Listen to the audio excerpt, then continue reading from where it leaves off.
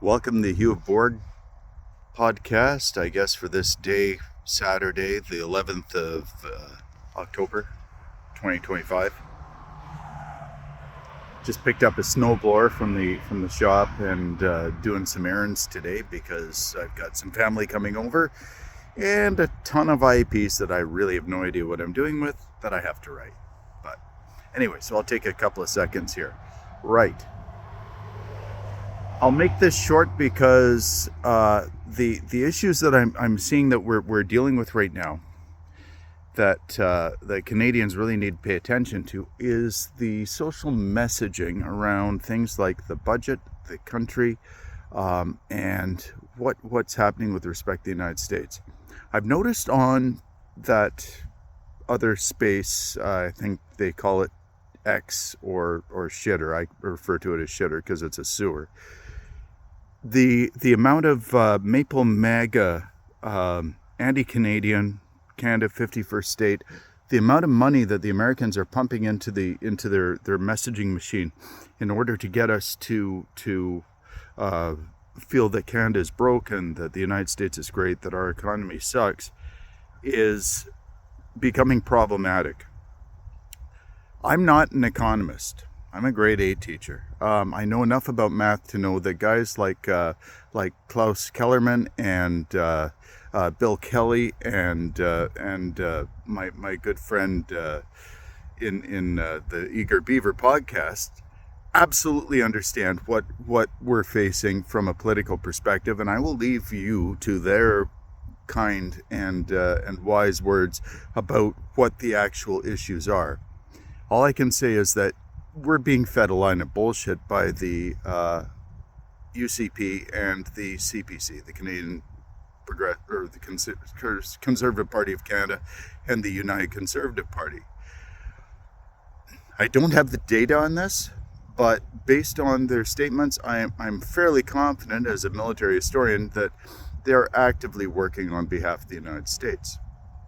What does this mean, given that we're seeing like a fair amount of upping in the language that Canada is broken, Canada must, defer to the United States, we must Anschluss with the United States.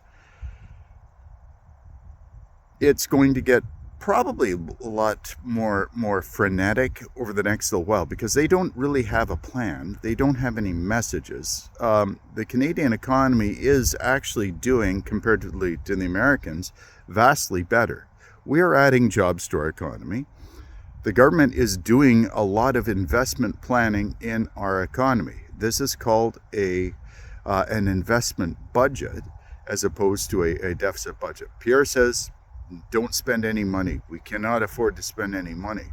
If you don't spend money, you'll never make money. But Pierre doesn't really know that because I don't think the man has ever had a job outside of sucking off the government teat. I mean, maybe I'm not even the person to speak to about that because I've basically been a public servant for my life, but I like to think I contribute a little bit too.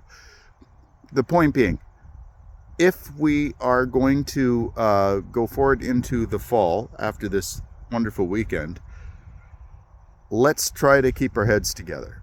America is still having some major issues with respect to what has happened in Chicago and other cities. We're starting to see more effort of the American military to ramp up their actions in the Caribbean. And I see that they are now starting to target Canada as being a threat to it. And this is my part, Chip, so I'm going to talk about this for a sec. The notion that Canada is now anti-American because we are Antifa. Well, I am Antifa. My grandparents were Antifa. Great Uncle Fred, who is still lying in Cessna Cemetery in Italy, was certainly Antifa. My brother's Antifa. My father's Antifa. I swore the oath, I took the shilling, so I am firmly Antifa. My kids are Antifa. Everybody I know is Antifa. The entire frigging country is Antifa.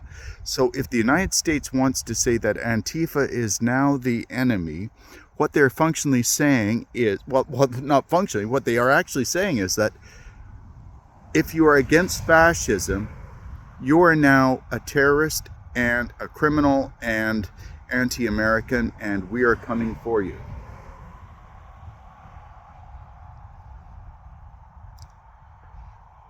This is dangerous.